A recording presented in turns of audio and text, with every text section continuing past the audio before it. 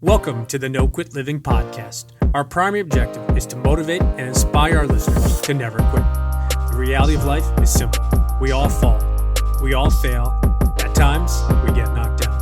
The question is, do we get back up?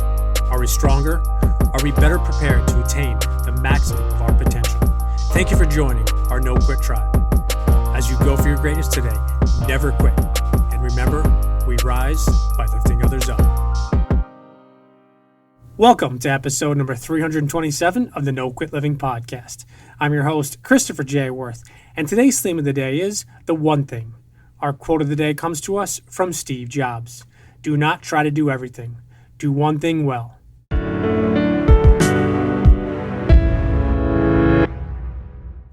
As we are looking to get our new book, The Positivity Tribe, into as many schools as possible, we need your help.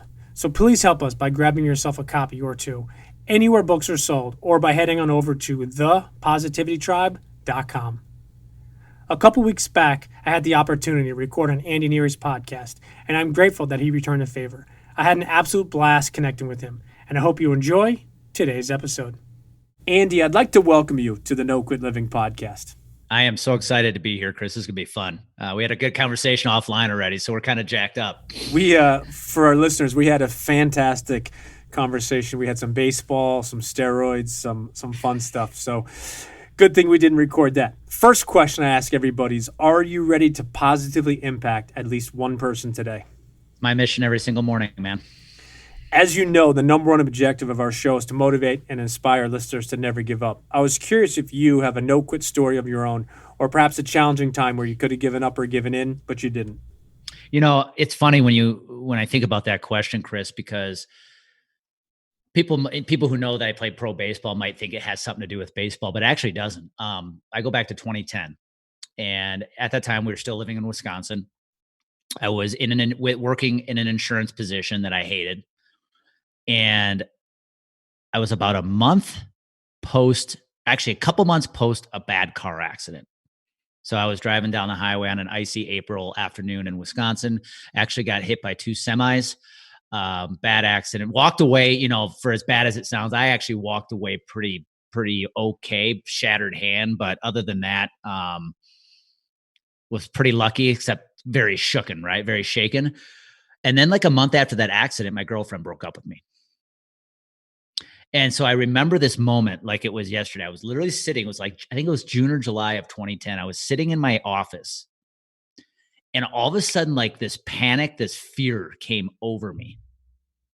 And I literally could not do anything. And the only thing I could think of doing, Chris, in the moment was I got up, I left the office, I drove to my parents' house. And they lived about 25 minutes from the office. I lived about 15 minutes from my office. And they had a pool. I literally sat on the deck of their pool for 3 hours and stared. Like I could not do anything. And I just remember that as a no quit moment, like that. I don't know if that's defining the right definition of no quit, but that was my rock bottom. Like when you literally can't do anything. Why I share that story was because in that moment, when I left my parents' house 3 hours later, I made a promise to myself for the rest of that summer. I was going to have fun every single weekend, no matter where I went, so literally every weekend I would leave, I would travel, I would go somewhere. I love golf. I love cycling. I take my bike, I take my clubs. And it was like the best, the rest of the summer of my life. Like nobody knew where I was. Nobody cared where I was. And I was just having fun. And then ironically, in that same time period, got a new job, which changed my perspective on my insurance career. A month after that, I met Amy, who I'm still with today. Like, from that moment when I made that decision of like, from here on out, I'm going to have fun, is when everything changed. I appreciate you sharing that. And I think there's so much power in that quote unquote no quit story, or that rock bottom moment. And it's not getting there, it's not being there, but it's where do you go from there? And you made a decision to change it. And that to me is why I love asking that question, because it's not just, oh, tell me about your no quit story. And then say, oh, here it is. And it's always what happens after that. New career, new, girlfriend, boyfriend, kids, opportunity, whatever it is. It's just that next step of of coming back Hmm. better version of you. So I'm glad you shared that. If you don't mind, please just tell our listeners quick a little bit about who you are and what you do today. Yeah, absolutely. So today, I am a performance coach, marketing sales consultant for health insurance advisors or all insurance advisors. So, Chris, I've spent 20 years, roughly 20 years in the insurance industry. And what I've developed or realized over time is I'm not the best closer in sales by any means. Like when it comes to hard closing, I'm not the guy, honestly. But what I was able to build over at least the last 6, 7 years, especially when we moved out to Colorado, is I built a nice insurance business by building a brand. And so I was fortunate that I didn't have to hard close a lot because I had a lot of prospects coming to me. And so what I've turned that into is a coaching business where I'm helping insurance advisors and agencies they work for do the same thing, create systems around their marketing to grab the right attention, create systems around their sales pipeline strategies to just make it as easy as possible for prospects to say yes. And take a step even farther back before I got into this thing, insurance, we call insurance, because nobody, by the way, gets in it by design. We were all sold the story of, hey, you come here, you'll last long enough, you'll make a lot of money, you'll play golf three days a week, things will be good. Before that, I was fortunate enough to spend a couple years playing pro baseball in the Milwaukee Brewers organization, and that's honestly where a lot of my story comes from, because I'm the definition of an undersized pitcher.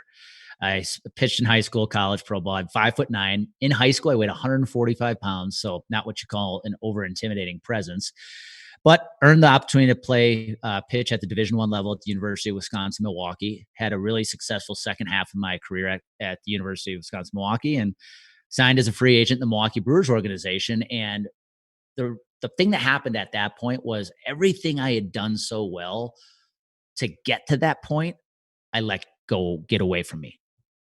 All the work I was putting in off the field. More importantly, what was going on between my ears. When I got to pro baseball, I saw myself as average. I just wanted to fit in. I was comparing, I was judging, which is easy to do when you're in pro sports. You're constantly being judged every day. I think one thing people may not realize about minor league baseball is everybody is competing with everybody. You're competing with your teammates to get promoted. Coaches are competing to get promoted. Umpires are competing to get promoted. And that constant judgment of scouts by scouts, it got to me. And I just did not perform like I should have. And again, I didn't see myself as equal to those playing professional baseball. And it's why my career lasted as short as it did. And Chris, that impacted the first 10 years of my insurance career. The comparison, the judging, the fear of losing, all that stuff. And finally, when we decided to make the move out here, it was just 6 years ago. That's when my new chapter started, to be totally honest with you. Is I knew I was in a market now. Nobody knows who I am. I have a new chance to start something new, and I've never looked back. That's awesome, and I appreciate you sharing so openly, because that's what allows, I think, our listeners to really connect with each guest and finding out about what makes them tick, and not only that, but when life, bad analogy here, throws you a curveball, what do you do with it? How do you handle it? And when things don't go perfect or as they're quote unquote supposed to, it's how do you react? How do you respond to those? Question we ask each guest is, if you had to define yourself, but you could only use one word, what word did you pick? Consistent. Consistency is my word for 2021. It's just I truly believe, Chris, you might be smarter than me, more talented than me, but when you quit, I'm going to keep going. I absolutely love that. That would have been the perfect way to end today's episode. Do you have any parting words for? So we'll ask you that later on. But I love that, because what it is it's about just getting past that person. And you didn't say, to your point, I'm stronger, I'm taller, I have this. It's when that person gives up, or when that person doesn't pick up the phone to make the next sales call, or to try to get the next potential client, or follow up with this. It's, I'm going to do it. And it doesn't mean I'm going to be successful. It doesn't mean I'm going to go 10 for 10, but I'm going to make an extra phone call and then an extra phone call. So I'm glad you touched on that.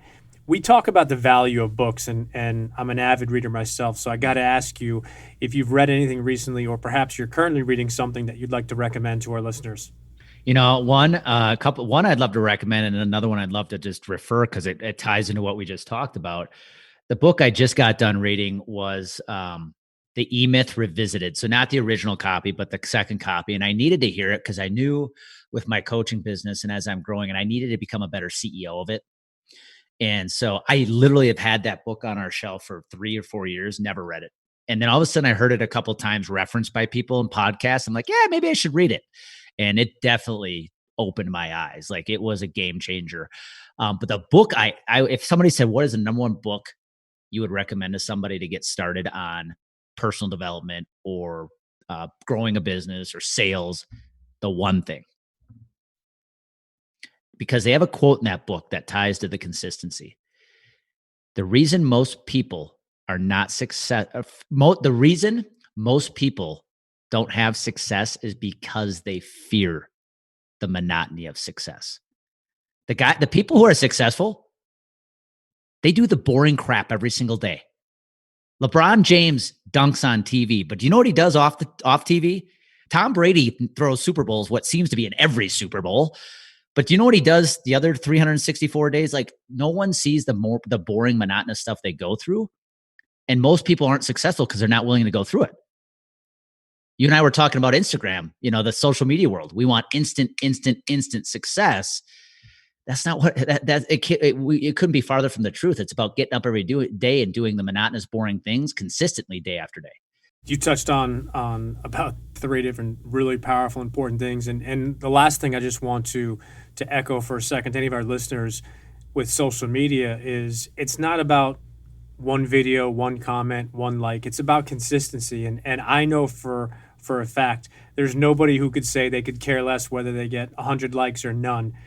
Everybody likes to have more than less, but it's about consistency. It's about putting it out there and doing it. And I believe over time, as you and I spoke offline too, it's the consistency that wins. Yeah. But about the E-Myth Revisited, you said something that's very comical, how you have a book and it sits on a shelf. And I can't tell you how many times over the history of this podcast, a guest, not one guest, but one guest and then a second guest and then 3 or 4 guests talk about a book that's literally sitting on my bookshelf and I haven't read it. And I'm like, all right, now it's the 5th time because Andy finally said it. So I'm going to challenge any listeners out there, that book that's sitting on your shelf that you should, you think you should, that a friend, cousin, relative, or multiple cousins, friends, relatives have recommended, go ahead and pick it up today. Can I share an example how that actually applies to life or your business? Please do. I picked this book up, right? 2 weeks ago, start reading it. It's pretty easy read. And it gave me some ideas about how to organize my business, organize my team, because I'm just starting to grow a team, and how to become a better CEO, right? How to put systems in place. So I literally wake up Wednesday morning. We're recording this. What is it? February 19th. Wake up Wednesday morning and have this epiphany. Just finished the book. And I'm like, the thing I'm missing in my coaching is I'm coaching advisors how to create these marketing and sales systems, right? Why don't I just help them build it too? Because they talk about that a little bit in the book. And I'm like, I love creating. It's something I've always done for the agencies I've worked for. Why don't I just kind of make it a little done for you? So literally that day, Chris, I went and called a prospect who's been thinking about hiring me, and I pitched it, and she's like, that is absolutely what I need. The next day, yesterday, I provide the same offer to an agency with a team of producers, and she's like, that's exactly what we need. In a matter of 2 days, I generated 2 new clients that probably will bring in between $20,000 and $25,000 because of that book that gave me an idea, that gave me the epiphany, that led to action. That's the gift of the book. There are unopened gifts sitting on our bookshelves that we're not reading. Amen. But the last thing that you said, it's not reading it, it's not the idea, it's not the epiphany. Those are unbelievably important parts, but it's the last piece. It's going ahead and taking action. And that's something that I talk about. I offer different challenges at the end of each episode when I do my little wrap up, but that's just so powerful. I'm really glad you touched on that, because that's the difference of average, mediocre, and good. And great versus the absolute best. It's going ahead and implementing it. And to your point, though, it's about doing those little things each and every day. It doesn't happen overnight. So I'm glad you touched on that. A fun question we started asking, and I know you know the famous quote, "You are the average of the five people you spend the most time with," by Jim Rohn. If I had the opportunity to grant you dinner with any five people, dead or alive, and you could sit with them and level up with them, what five would you pick? Dang, this is putting me on the spot. The name that came up to my mind, the first name that popped in was Nick Saban. Okay. He's just badass. Like, the guy's won what, 7 national championships now? So that's number one. I probably, and I'm probably going to err on sports, guys. That's just my background, right? Honestly, I would put Jim Rohn in there. I think, I've definitely listened and followed his stuff for a long, long time. And I laugh. Here's funny with Jim Rohn. You know how a lot of people say, well, don't copy other people's things. Don't take what they did. I'm like, do you realize every single thought leader we have out there today on the mindset probably learned from Jim Rohn? Like they didn't create this out of thin air. And so Jim Rohn would definitely be on that. I would put, again, thinking of current events, I'd probably put Tom Brady in there right now. You know why? The guy has played 21 years in the NFL, spent almost half of it in the Super Bowl. I heard one of the I'm sorry to cut you off. Dude, I was listening to you. I was writing it down, and just the way you said it, you're like, Tom Brady's played 747 years, and he's been in every single Super Bowl other than one. Yeah, that's basically it, right? I mean, but here's the thing. I heard an ESPN analyst say this a couple of weeks ago leading up to the Super Bowl about him. He said, I think it was Ryan Clark. He goes, he's not only the greatest player in the NFL history, he's actually the greatest organization in NFL history. I was like, true. That's so true how he said that. But so just to learn, like, how does a guy drafted in the sixth round literally become by far the greatest football player in history? And literally when he ran his 40, he went backwards, I think. He went, and by the way, no one knows this story. Do you know the day the story he still tells about that draft? No. When he didn't get selected in the first 4 or 5 rounds, he said, I'm about to live my worst nightmare. I'm going to have to go sell insurance. Guess what I do for a living? So Tom Brady would definitely be in that. So Nick Saban, Jim Rohn, Tom Brady. Oh, man. I'm going off of guys that guys I follow a lot, right? Gary Vee. I'm a big Gary Vee guy. He changed my career. I tell people this story a lot. I didn't know if I was an entrepreneur before I started this coaching business. I never had been. I've been a W-2 my whole life. And honestly, a habit I've developed 2 years ago, and I still do it every morning, is I watch Gary Vee videos on YouTube. And some people don't like him because he says the same thing over and over again, but that's the point. Sometimes you need to hear it over and over and over again. And I think he is just hearing him has gave me that confidence to go jump off the cliff and start my own business. And then the last one, I'm going to go historical on this one. I think if I had to go historical, I would probably, and I couldn't give you a name, Chris, right now. I'd probably put a female in history who led a country, who led a revolt, like a Joan of Arc or something. Like, what did it take for you to be able to be that, have that much perseverance and that much conviction in what you did at such a high level? I appreciate you touching on. I want to have an asterisk here. So the question I ask is, any 5 people, and I use the Jim Rohn quote. You are the first person that put the quote person in there. It's like when you were little and your parents would ask you how you define a word, and you actually use that word to define the word. So here's why I put it in, Chris. One, he was a genius, like the stuff he talks about, right? But for anybody who's ever listened to his voice, I could listen to that voice for 5 hours. Just the way the rhythm, the way he talked, the tone of his voice, like I could envision myself in that room listening to him for 5 hours and being mesmerized for 5 hours. Yeah, no, his stuff is, and I maybe a question to you, but how long ago did he die? It's been 2011, 2010, I think. Okay. It's been 10 years, I believe. Yeah, I would have actually said longer, but my point is, he has some amazing audiobooks, and for any listeners out there, he's got some really cool audiobooks where they're short. So 10 minutes, 20 minutes, and they're cheaper on than a full book. But some of those stuff that he recorded, you can tell it's by the quality of it, it's 80s, 90s, but it's fantastic. So I appreciate you touching on that. We're going to switch over to what we call our hot seat questions, and the only request we have of you is you spit out the first thing that comes to mind. All right. Last meal, what do you pick? I am picking pork and Brussels sprouts. Oof. Actually, bison and Brussels sprouts. Nope, sorry, you got to go with the first one. What is your favorite smell? Right now it's chocolate. Favorite sport other than baseball? College football. Do you have an all-time favorite team? Oh God, I'm gonna say I love dynamos or dynasties, man. I'm gonna say either the '90s Yankees, late '90s Yankees. They just killed everybody. Favorite movie? Mr. 3000. You know why? I was in it and it was awful. Seriously? I was. That is awesome. With Magnum PI, right? Can I share this real quick? I know this is what's this the is hot. No, it was Bernie Mac. Oh, okay. I just said Magnum PI. You're like, nope, Bernie Mac. I had one scene in the movie. You have to almost hit pause to see it, and it was a shower scene. Nice. All right. For our listeners, definitely check out Mr. 3000 with yours truly. Do you have an all-time favorite author? You know who I love reading because they're short, quick reads? Patrick Lencioni, the Go-Giver series, stuff like that. The way he just writes his books, they're quick, easy, but just so impactful. He has a way with creating so much impact with so few words. What is the favorite app you have on your phone?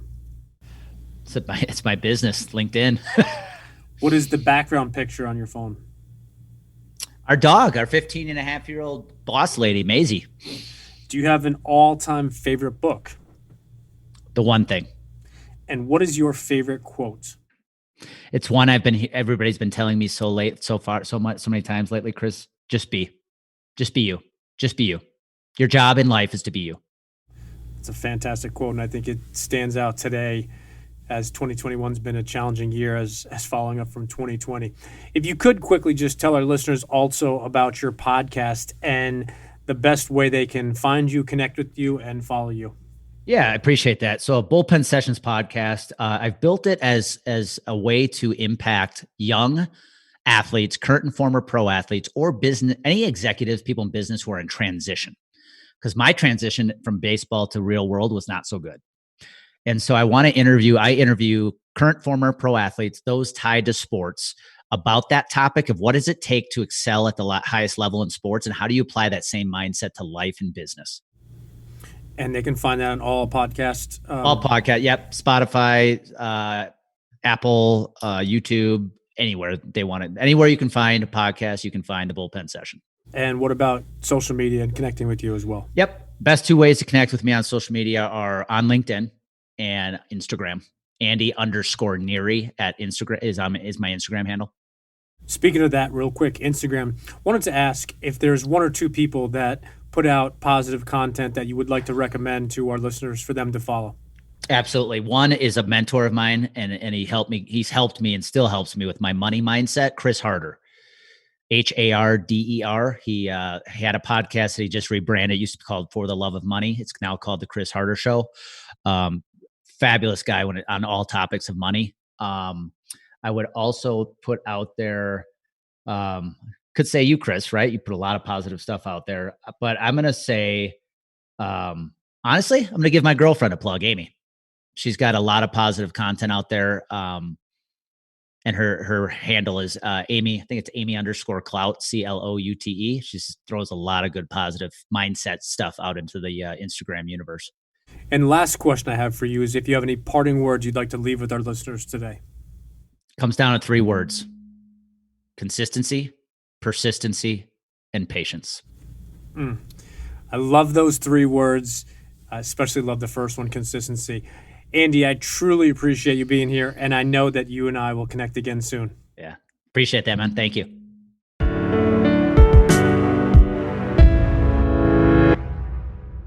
Thank you for listening to episode number 327.